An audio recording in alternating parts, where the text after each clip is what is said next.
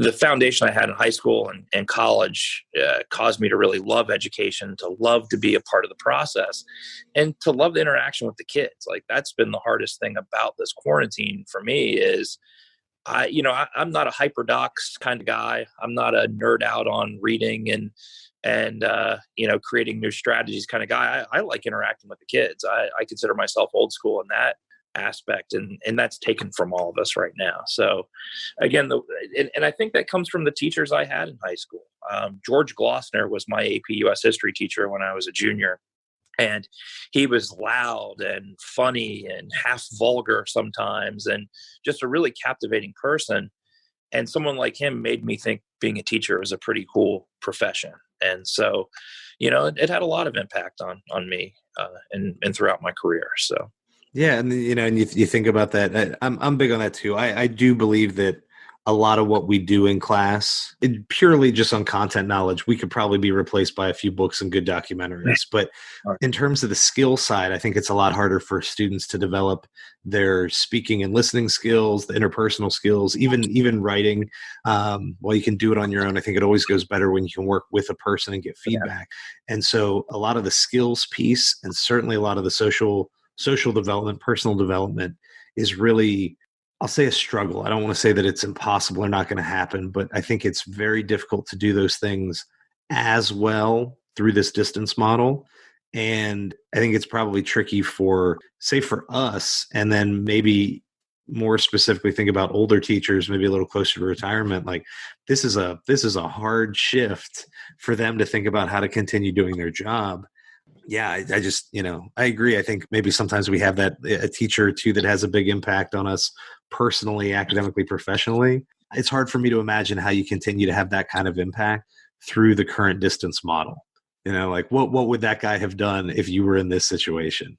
I don't know. I'm excited about the synchronous, I guess that's the right way to say it. The fact that we're able to have Google Meets next week, I'm excited about that.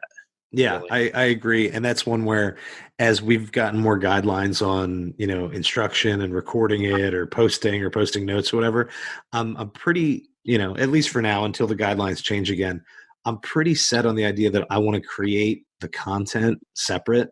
And if there is like a little lesson or a mini lecture I need to do, I'm just going to record it ahead of time so that when we do those live discussions, we're just hanging out. We're just going to talk. Ask whatever questions you want. I'm not going to directly teach you anything. And that way, if a kid can't attend, they're not at any real disadvantage. But I do think that discussion is important. And maybe that's a thing that's lacking for a lot of us. I don't know. Your wife's also a teacher, right? Yeah, she teaches biology at Woodgrove. Right. Maybe you guys are both in similar situations, but I talk a lot and my job makes that easy to do. You see so many different kids in the day, in the hall, in the room. I've been branching out into Twitter and things just because, like, my wife can't stand to listen to me talk anymore. 30 days at home. So that's the live meetings are going to be good. So, all right, what did you major in college? Did you major in history? Social sciences. Social sciences? Yeah, that's like the catch-all major where you can teach everything from 6th grade to 12th grade in social studies. Right. Most of my concentration was in political science, though.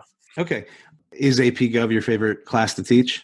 Oh, absolutely. I was lucky enough in my second year of teaching to get to teach AP Government, and I've had it ever since. So it's just a fascinating class to see kids discover themselves, to see kids discover alternate viewpoints, to see kids become more involved in the system is very rewarding for me. With history, every time you teach the Civil War, it ends up the same way, right? You know who's going to win the revolution, but with political science, I basically teach them a system, we evaluate a system, and then things that we can't explain happen. I remember telling my kids that there was no way that Donald Trump would win the Republican primaries because, Jeb Bush and the other old pros knew the tactics, they knew the game, and that waging a campaign through Twitter just wasn't going to win. And I was, as the president would say, wrong, And so, so things are always redeveloping in political science, and it's fascinating to study it and discuss it and discover it with the kids as our world is changing.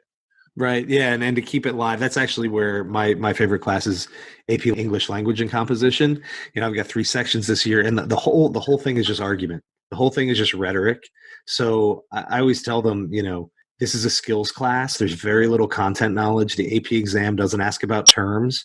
It's can you read, think critically, write analytically or persuasively, but it's all argument, And so I was telling them, we can do anything. If as long as it involves words, we can use it. It's fair game.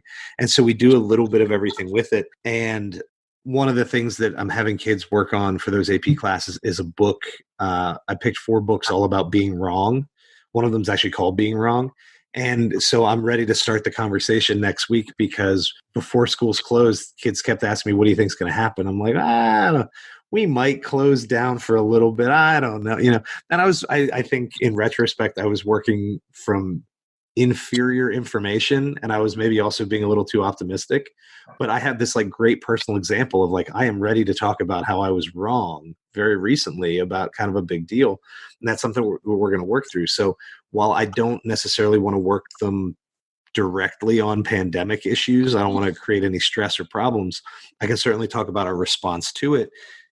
Are you guys like, can you or will you use any of the current events of like what the government can or can't do in terms of say quarantines or public safety or things like that? Is that a part of what you're planning?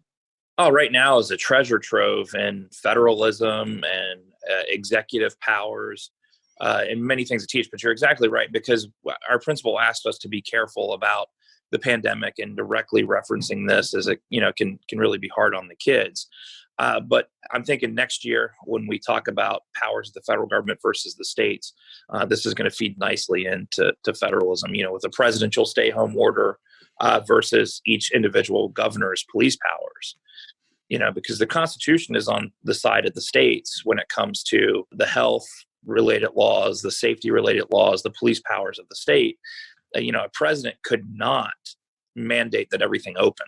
Right. During an emergency, they can take over a city, they can take over the media, they can take over the mail during, wartime powers like during the Civil War, but they can't come in and force a governor to open up a state or a town or anything like that. So definitely a lot of really good lessons, a lot of good videos out there, and I'm sure it'll be like, we've used September 11th as a teaching tool with the Patriot Act and civil liberties for the last 20 years now. I'm sure that this will be, when the time's appropriate, this will be another valuable teaching tool going into the future. Yeah, that's one where there's, because now, with the changes in the AP exams, we're just going to write 45 minutes to write one essay. You guys are in the same situation, and it's the rhetorical analysis. You analyze someone else's argument. And there's actually a guy who wrote a book about the 1918 flu pandemic. And they used maybe 10 years ago in an AP exam, they used an excerpt from an article he wrote. So it's not from the book, but it's like something he wrote about the same topic.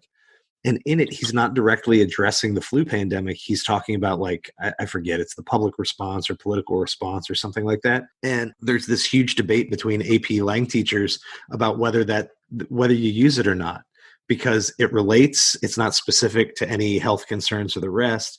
And some people say, no, it gets too close. You're going to upset people. You're playing with fire.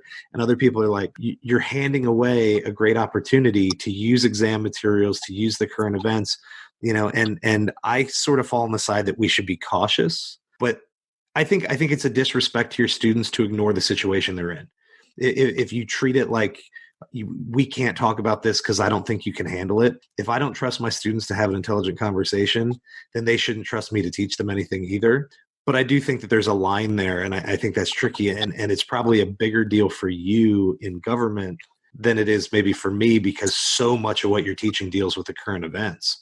Do you guys, for any of that, either in terms of how far you're willing to go in those conversations or in terms of like the exam prep, how much do you feel like the current situation is going to dictate those conversations?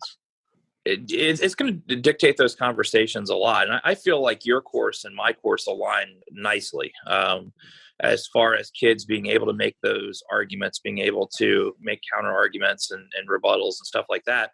That goes right into our argumentative essays. It goes right into being a good citizen, and you touched on how delicate this could be.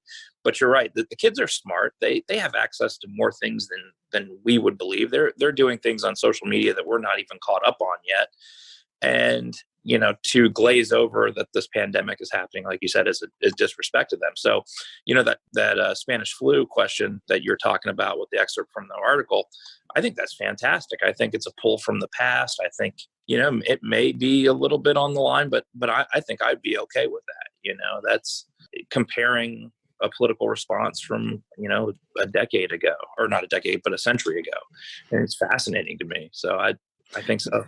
Yeah. And this is also where I think as teachers, we need to be cautious, because obviously we have people we answer to and rules maybe that we need to be following, et cetera. But we probably also need to be aware that when you get a blanket statement that covers an entire school division, that's including elementary, middle, and high school. Right. And so recommendations about how much or how little to discuss, say, shutdowns or health issues, are probably different when we're talking about third graders versus juniors or seniors in high school. And if we can't intelligently or responsibly differentiate between the two, then, we're probably doing someone a disservice along the way there.